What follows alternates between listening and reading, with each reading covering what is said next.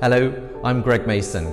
Behind me is my new exhibit, Elements, currently on show in the town of Pollenca and Mallorca.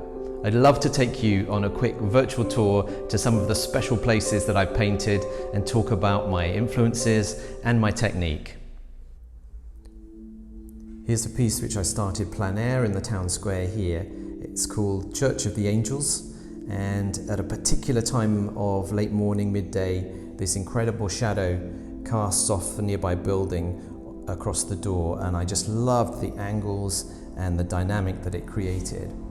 I actually started this one in acrylic, and then I brought it back in the studio and put a couple of very gentle oil layers on it, but predominantly 90% of this is what happened in that first kind of hour and a half in situ.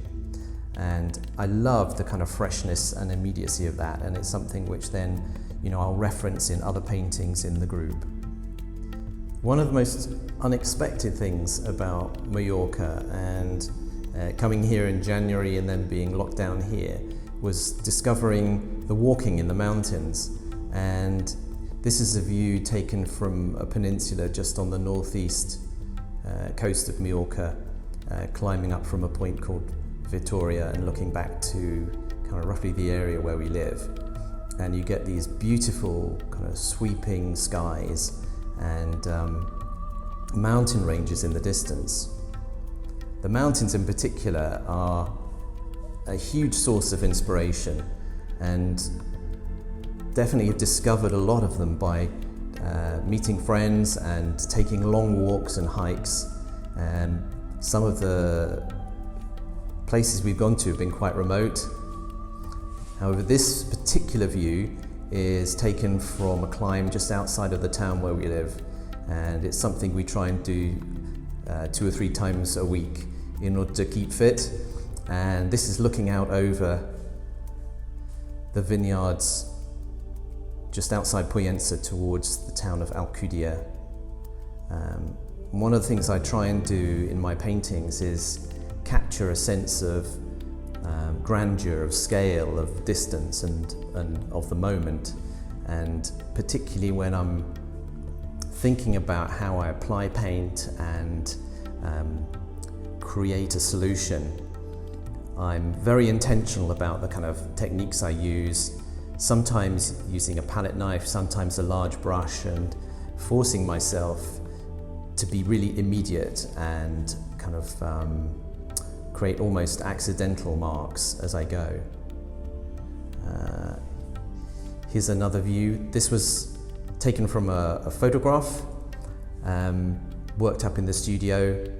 But what I try and do when I'm working from a photograph is really remember the feeling that I had when I was there, like the sense of experience, being up high, looking down over the whole valley into the distance. And I can just point out to you, this is kind of pretty much where we live down here.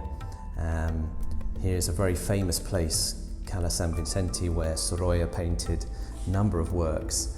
And part of the beauty of this island where I'm painting is that it's been visited by so many special painters over the years, and has this kind of rich history of oil painting and artists coming to kind of process and think about the rock formations, the light, the sea, all the elements which are really the inspiration behind this show. So here's an example of a painting that I started in situ and finished later in the studio. Really, I didn't add much to it after that first session. It was quite a climb to get to this particular point. And it really is the most spectacular view down over the northeast peninsula of Mallorca. Okay, so moving across here, we've got 2 views. This is the town where we're living at the moment. These beautiful sandstone buildings which at different times of the day light up with this kind of warm glow, casting purple shadows across the walls and the street. What I particularly like about this painting, and I was trying to achieve, was this shadow area here. And I had to revisit the situation, the location several times. This was pretty much all painted plein air. in order to get that one moment where I felt everything balanced and resonated perfectly. Yeah, this was done over quite a few sessions, started in winter actually and finished off in the spring. Here's a completely different view of the town, and this was, you know, when you're making a large body of work, you often give yourself a few challenges. This particular challenge I set myself was how to paint a night scene, and I started off laying a few layers of different colours as a ground on the panel. This is a wooden panel, and once they had all dried, I painted quite quickly over it with a bit of mixture of yellow ochre and white, predominantly those two colours. Okay, moving through here, another set of little panels. I've been painting a lot on small panels because they're so portable. I can fit all my kit in my backpack, and I've got a tripod, a portable easel, and all my gear. So when I'm hiking up in the mountains, or in this case to one of my favourite beaches, it's called Castellet, I'm very mobile. I've got a mobile studio, and if I want to paint something, if I see something I really like, I'm all ready to go. Okay, so this is another view. Really interestingly, I seem to be painting a lot of views of where we live, and right now I'm just about kind of here, and I climbed this mountain this morning just for a little bit of exercise. Sometimes moments like this you have to capture with a photograph, but again, like I was saying, you've got to continuously reference the memory of that moment, that feeling, and consider the painting as it evolves. So I was very happy with this one because it really feels like those moments in the day when the sun is setting across the mountains and is reflected off a little body of water. Okay, moving here. This was another walk that we did through a vineyard called Mortix, and there is absolutely loads of vineyards on Mallorca, and they produce some fabulous wines. You can walk through this particular vineyard and then up into the mountains, and if you're brave enough, again down some pretty hairy paths towards the ocean. This one I started in situ. It was a bit more of a challenge, a bit of a bigger painting, and I was perched on the top of a hill, braced against the wind. A lot of plein air painters will resonate with those moments where you do kind of think, was I crazy to even start this? But what it gives you and what you can bring back into the studio is something solid to reference on the experience of being there. Here's the centerpiece of the show. It's called The Guardian of Pollenca. It's a large hill/mountain just outside of town, and there's a fantastic kind of winding path that goes up through here, which we try and climb up maybe 2 or 3 times a week in order to keep fit. At the top there's a little refuge, an old monastery where they make the most fabulous paella, and you can actually stay there overnight. For me, this is a record of one of the most iconic features of our location, and painting it was a way of really respecting that and acknowledging the grandeur of it, its presence, and also its significance. Technically, it was really challenging.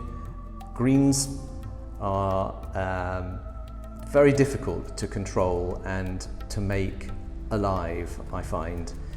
From someone who's come from a very kind of grey palette back in the UK, painting in Yorkshire and on Dartmoor, these kind of colours have been a huge challenge to me, but I've solved it by looking at a number of influences. One painter in particular, Kanevsky in the States, look at his recent mountain paintings, and also you can't go wrong by looking at some of Bernadett Timko's work. She uses lines like these in very strong colours, and that was something I was also thinking about when I was trying to solve some of these problems. Okay, so over here, a lot of cycle teams come to Mallorca to train pre-season before the Tour de France. And one of the key routes they do is the Cap de Formentor to the lighthouse and back. It's a slightly perilous trip, a lot of climbs, a lot of hairpins, and this particular painting, most recent I've done for the show, was from a photograph. It's very hard to stop on this particular road in a car, but again, it was really referencing my experience of being there, that sense of being at the end of the peninsula, the last light of Formentor is what it's called. Okay, here we have a couple of paintings, this one and this one, which are of a little island just off the coast of Ibiza called Formentera. I went there for a little break a couple of weeks ago and really was captivated by the colour of the ocean. It's just like the Caribbean, but it's in the Mediterranean. It's extraordinary. In the distance, you can see Ibiza, and these little dots kind of reference some of the super yachts that were parked offshore. I mean, it is a slight playground of the rich and famous out there. Over here, another destination, plein air start, one of our secret beaches that we found by walking along trails that are not that popular, take about 45 minutes, an hour to get to this location. And then once I'm there, just unpack the easel and start work. Okay, so moving on. Here's a couple of paintings of the same beach. The beach at Formentor. And I particularly loved this lifeguard station, and I was really challenged by the colour of the shadows against the sand and the kind of pale blues of the woodwork facing me with the sun on the far side coming through this kind of sail area on the lifeguard station. A lot of purples, a lot of greens, a lot of blues, and particularly for me this was a challenge to start painting light and shade with colour rather than tone. And one of the things that happens when you move to a new location, the light totally changes, and you have to, as an artist, be able to respond with changing your palette, changing your technique, changing your colour balances. And here's a great example. This particular piece was from a photograph that I took at the top of the refuge on the Puig, just outside of town. And the challenge I set myself was how to paint directly into sunlight. Okay, the sun's hidden behind these trees, but really, what are the edges that I need to consider? What are the colours that create that sense of light from behind? I mean, it's clear here that you've got a bright light coming through, which then illuminates patches of grass, and so your values change. But really the challenge for me was this particular area, and you can't go wrong by looking at the work of someone like Knibb, and just look him up on Instagram. He solves these problems in an extremely clever way. Okay, so what else have we got? Okay, so this is inside the refuge on the top of the Puig, just outside of town, and it's a little church where I visited just at sundown, and this streak of light came in through the door and illuminated this little group of chairs, which just had their own little story implied behind them. I love painting pieces that have an implied narrative. They're not just about a beautiful object or a beautiful place. Sometimes, you know, in the unbeautiful you find real beauty, and I guess that's how I think about this particular piece here, which is a view from a street just inside town, looking up instead of ahead, and just noticing the broken shutters, the wires that crisscross the sides of the buildings.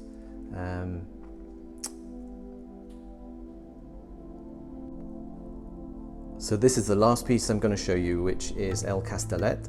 It's a rock at the end of a peninsula, a long walk down to a secret beach again. And I started this plein air because it was just calling to me to set up and start to paint all of these different facets and shapes the windswept trees on the top clinging into the rock face, with this incredible blue ocean in the background. I developed this a bit later in the studio, but in essence this is how it felt to be there, and when the light really comes out on the island, this is exactly how it feels. Well, it's been a lot of fun to show you around the show. You can see more of my work later in the year at the Royal Institute of Oil Painters annual exhibition at the Mall Galleries. If you're an oil painter out there and you've never put in for that show, I highly recommend you do so. It's a great event and a fabulous way of meeting fellow artists. Okay, well that's it from me. Bye bye for now.